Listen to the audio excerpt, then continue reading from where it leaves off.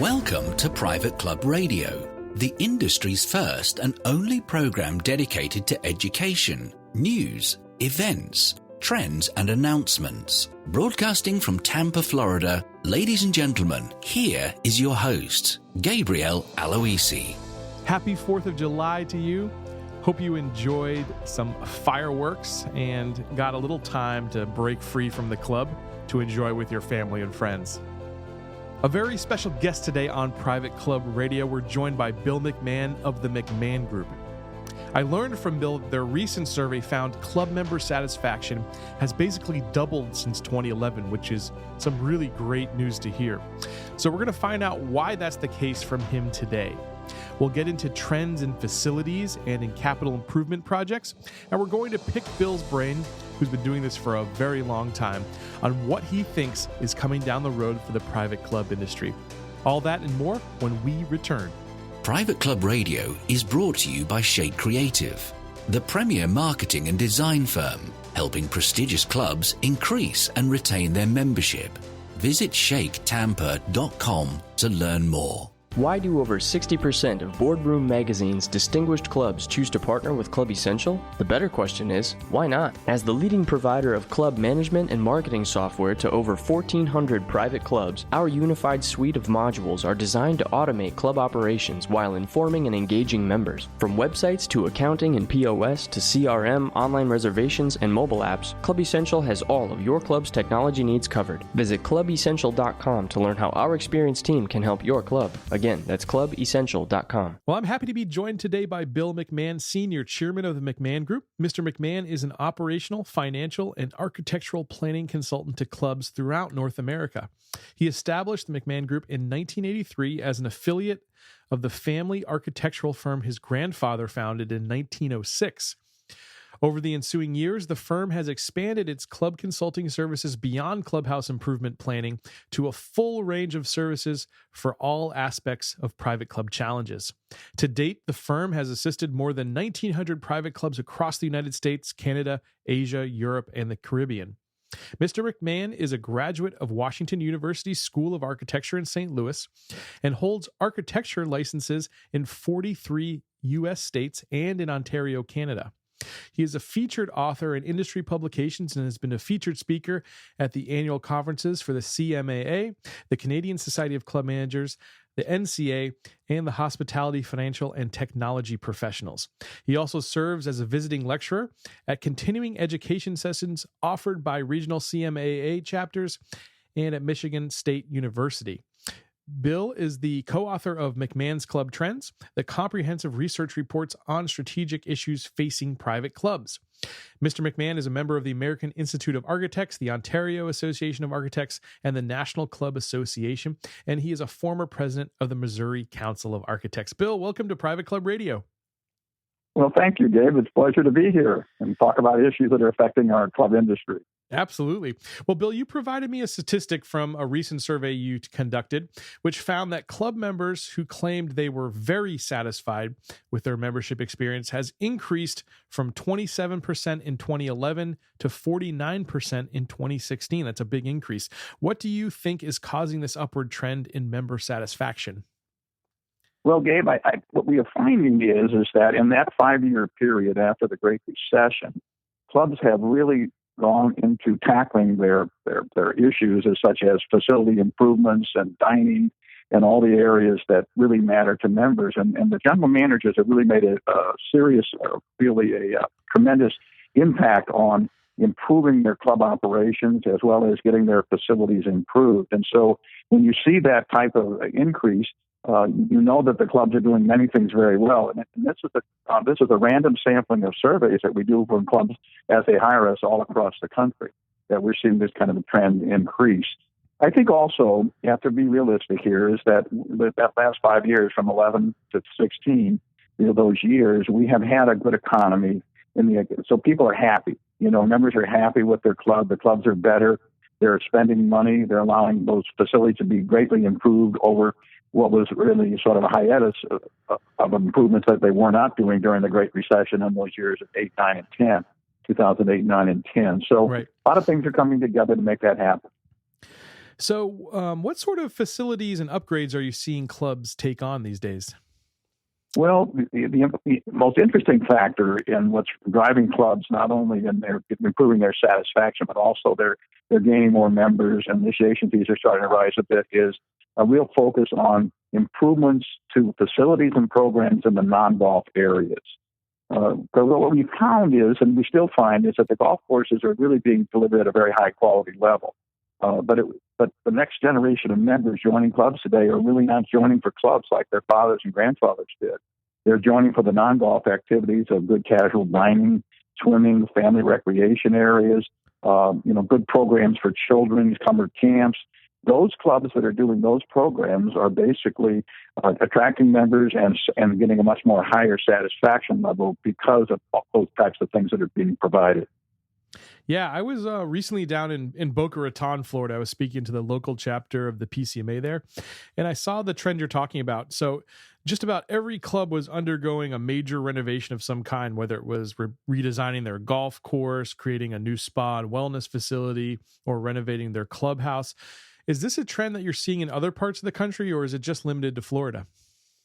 No, well, actually, it's all across the country because we work in basically 42 different states in the Union, as well as up in Canada, and it's pretty predominant throughout that the issues of improving the non-golf facilities are having a great result. And I think also the issue that's important in the last 5 years has been kind of a refocus on what women want in clubs. Historically, our clubs have been more of a male bastion, whether it's a city club or a country club, it was the man who joined. And in today's world, if you want to be successful, if you don't provide what women want in the club as a working woman, but also as a mother with children, the clubs will suffer. And so in that last 5-year period, there's been a real focus on getting her the kind of country club that she wants. And as a result, we're getting members because of it. So let's take, XYZ club, for instance. It's a club that maybe historically was just a golf club. It was mostly men. If you're going to consult a club like that, just completely golf focused, they probably had a poker night, a cigar night, or something like that. But you really want to bring in the women and the children. What types of facilities would you focus on, or would you consult clubs to look at actually bringing on to sort of attract those women and children to the club? Well, the areas, Gabe, that are most important for building a strong non-golf dimension. Now, and when I say that, doesn't mean we do anything less for golf. The golf is still a signature offering the club has, and it's still provided at a very high quality level. But in addition to that, we would add the pool, swimming pool, recreation facility, the tennis program, those types of areas that appeal to family. And then also having very good casual family dining areas in the club. The old-time clubs with basically more formal activity spaces, a men's grill, which I'm not against men's grill, but those work for that particular segment of the original population of clubdom. But this new generation of members are looking for, a more relaxed environment for all aspects of the family. Most of the country clubs that we see today, of course, are not just golf only. There are a few clubs that are totally golf focused and have no other facilities. In our opinion, those clubs are going to be in trouble unless they're Augusta or one of the majors, major like a Winged Foot or a Baltusrol. But the general country club that has a major golf focus, but has an inferior pool, inferior tennis, and really no real family casual dining areas, those are the clubs that basically, if you do not improve their non-golf facilities, they're going to go out of business. They're not going to make it. Mm-hmm. They have got to do and offer a much broader sector in addition to their golf if they're going to be successful today. Yeah, absolutely. We've had a lot of guests on this show. They've talked about some of these new activities that clubs are bringing into the space. I've heard things like bocce, pickleball. I'd like to get your take on what you think are sort of some of these new upcoming next generation of capital improvement or facility trends. In your opinion, what's coming down the road, Bill? Well, it's interesting. You mentioned bocce and pickleball, and another one you might put in that category would be croquet. And those are facilities, believe it or not, that are really more targeted towards our more senior member to retain them so that as they age, they can't play maybe 18 holes of golf like they could and did before, And so we're providing those kinds of activities to retain them as membership. And incidentally, funny enough, the youngsters like those too. They're kind of fun where we get both generations together on the courts and things like that. Right. The other area that's important, I think, is, and what I see as kind of a thing in the future is I call it the Starbucks for clubs. In other words, if you look at a Starbucks today, it's sort of a cyber lounge in a community that's sitting into a shopping center. It's always jammed with people, and as a result, the clubs need to have that kind of a place too, a place where if you have nothing else to do, you can get a cup of coffee. It's very casual. It's dressed down. Good fitness facility is almost a part of that. So when you come to work out, you go to the Starbucks type cabin, kind of hang out, kind of a lounge area, work out, and then you come back to that area. And the real socializing in clubs now is going to be done in this very casual kind of cyber lounge area that's almost part of your fitness offering. A lounge for fitness that serves all members, all categories. Very important space, I think, for the future clubs to make it a place to hang out. It's sort of like that. There's that book a fellow wrote that it was about the third place, and the real proponent of that is the first place, of course, is your home. The second place is your work, but the third place is when you're not at the other two, what do you do with life? And a private club should be that place. It should be the third place for members of all ages to hang out, to have fun together, and to really have a social experience that you would not have otherwise. That's probably the most important area we think the clubs are going to have in the future. I agree with that for sure. We had Jackie Carpenter on our show, and she mentioned that concept as well, which I thought was really wonderful. How does a club decide what's just a trend? Like maybe, I'm not saying pickleball in particular, but, how do we differentiate between a trend and a fad and something that will be a long-lasting feature of the club, in your opinion? Well, you can look in clubs and look at the outside society. Back about 30, 40 years ago or whatever, we had, remember bowling, how popular bowling was, and then it cycled down. And bowling is still popular, but not like it was. And then tennis went through that craze. And then, quite frankly, golf has gone through that craze and is now the latest casualty. It's still a great sport, and we still participate. So you're going to have recreation, new ideas for recreation phase into clubdom, just like it is in the outside society. And so it's really not so much the individual sport as it is the idea of recreation that's targeted at certain groups of people that make it fun.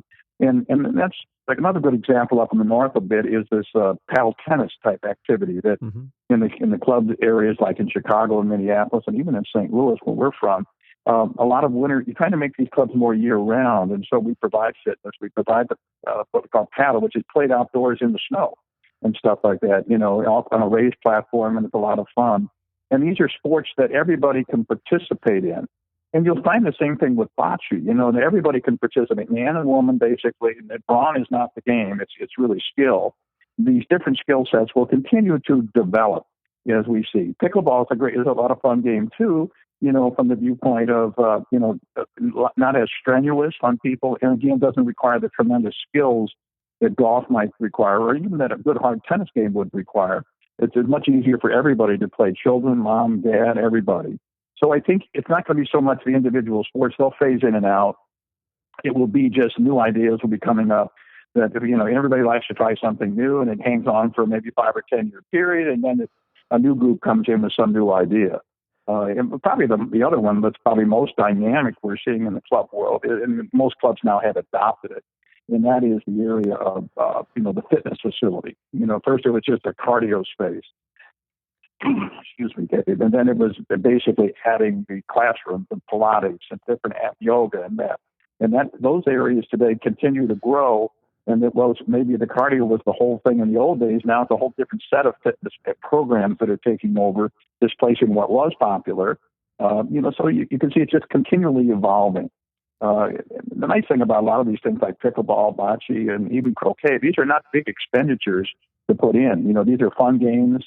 They're much more social recreation. And sometimes, like with bocce, in one hand you have a ball, in the other hand you have a drink, and right. It makes it a very social game. And everybody, and croquet is sort of the same way. Yeah, absolutely. Absolutely. I'm heading to the Westmore Club later this summer, and you have to wear your all whites when you play croquet. I'm looking forward to doing that if they'll let me. I think that's a fun game. Now, people's time, of course, is they're very limited, and you're competing with so many different entertainment options out there. What sort of ways do clubs need to evolve to meet that new psychology that's out there prevalent in the world? Well, I think the first area, of course, is the area that's most important for most members in all clubs, and that's the dining offering. The idea of quick, casual dining. It means good food, But it isn't. They don't want to. Today, members are not looking for a 2-hour dining experience or even a 1 hour, quite frankly. They're looking for a quick, casual experience, especially these younger families with their children.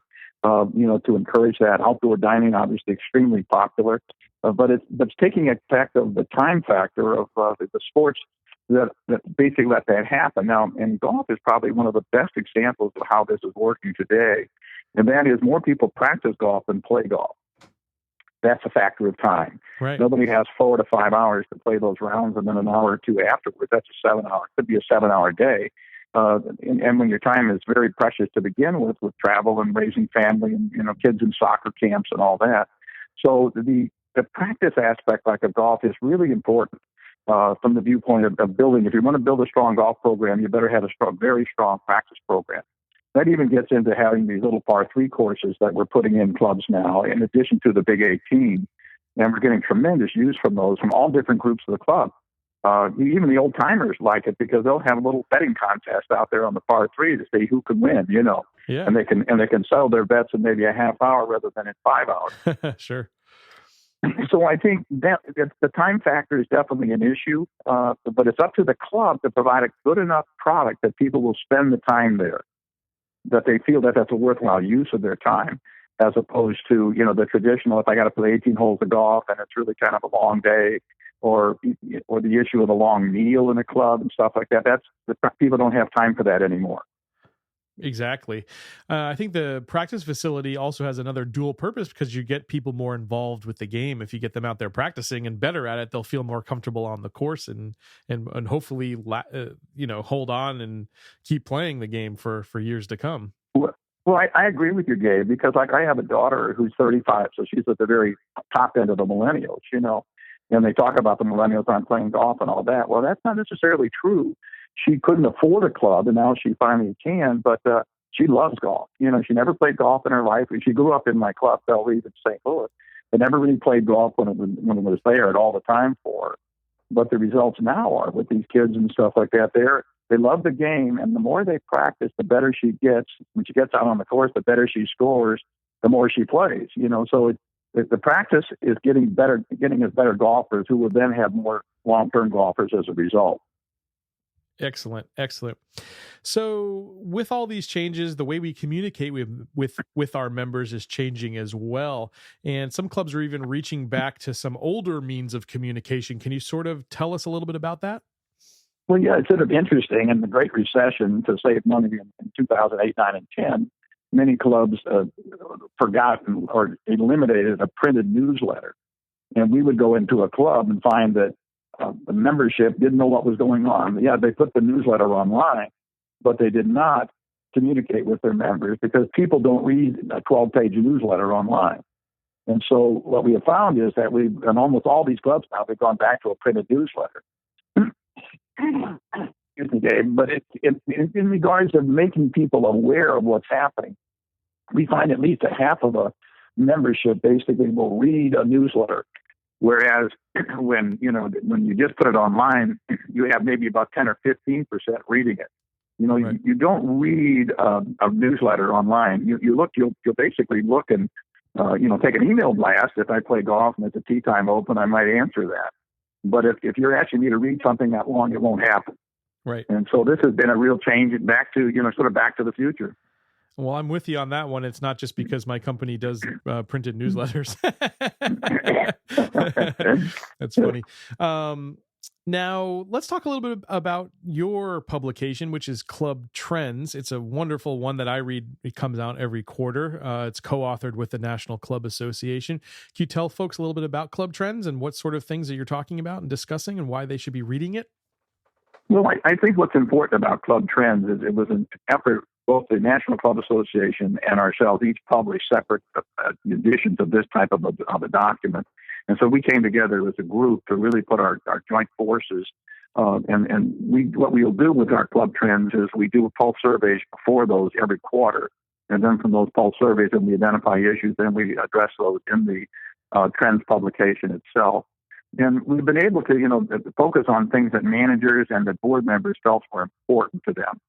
Whether it's communications or facilities. I think we have one coming up in the near future on facility improvements. The one we just had out now is on communication. And we have a lot of good articles in there about what's happening in the club industry. We also have one like on the dining program, one coming up on that. So we try to take the major issues that are facing clubs and throw a lot of really good research at it to give them, the board members as well as the managers some good background information so they can keep up in touch with what's going on. In tracking these club trends and conducting some of the surveys and industry data that you're gathering, what's been the most surprising information that you guys are learning? Boy, that's a good one. I think it's the issue of, I'd have to say the education factor on dining is probably the biggest issue we face today. In that, in the club world, when we asked, club managers how good their food program is, and dining, incidentally, is almost always the number one thing in importance to members. Even a great golf club like mine at Belle Reeve, once you're in there, for all members, meaning men and women, dining will be more important than golf, and that's pretty true universally across the country. And Belle Reeve is a U.S. Open site, Right. So what we're finding out, though, is that the perception of food by the management team that's providing it, they think that about between 70 and 80% of the team, of the managers, feel that their club is providing the food product that their membership want. But when we survey the members now, the customer themselves, we find out that 90% of the club's members want their club to be one of their favorite places to dine, but only about 41 or 42% of them say it actually is, which is really sort of interesting, so that the operating team is thinking they're delivering the promise, but the customer says they're not. Yeah, do you know why they feel that way?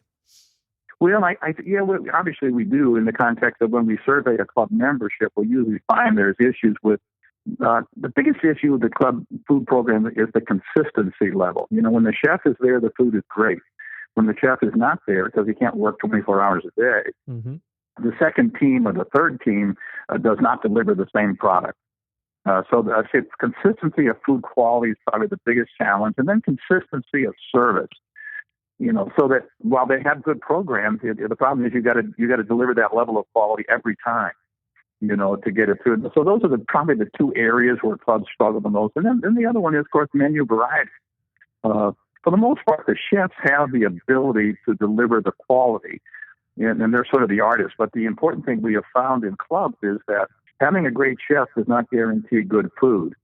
What guarantees good food is a partnership between the chef and the general manager. In other words, the general manager understands the culture of the club, and the chef is this artist. He can do all kinds of things, and that's the thing. But a lot of times, members aren't looking for what I call foo-foo food. You know what I mean? They're looking for basic good food that's kind of indigenous to the area. So if you're on the East Coast, along the ocean, lobster and fish, shellfish, and food that is coming from the sea would be important. Right. If you're in Omaha, Nebraska, it might be, beef and things like that. So it's so important that the manager kind of set the tone for the chef on what kind of food this club should have.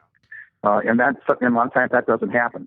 Sure. And so you get that disconnect between the member and the food program, and then you get that dissatisfaction. I'm going to ask you a question that's going to be definitely just your opinion. It's certainly a subjective answer, I think. Should the food and beverage be considered a loss leader for the club, or should it be driving revenues of the club? In your opinion, which way do you see that working better? Well, the dining program in a club is in fact, nothing in a club makes money, and it should. That's why we have dues.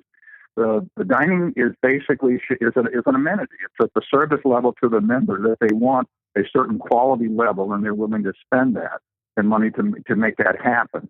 And so it should never be looked upon as a profit source. Yes, we do have banquets, and banquets can be somewhat profitable, to have, but we don't never want to turn a club into a banquet hall. In the context of suddenly the members can't get in their club because the parking lot's filled with a whole bunch of strangers, and also you can trigger tax problems if you get too much outside revenue. So the idea with food is to give members the quality of food they want, and the goal is to try to break it even, in that regard. But the important thing is quality over quantity, quality over everything. It's the quality that's important in the club. And so we never want our clubs to be approaching their food program as a profit source or as an income source, because if you do, then the tail starts wagging the dog, and we start driving money and revenue. And to do that, of course, you have to have less service, poor quality raw product that goes into the food. You can see what happens. So definitely we should not be looked upon as an income source. It should be basically just like the golf. We don't make money on golf, tennis, swimming, and we should not make money on our dining program. But since it's the most important thing to the members, it better be the thing we do best.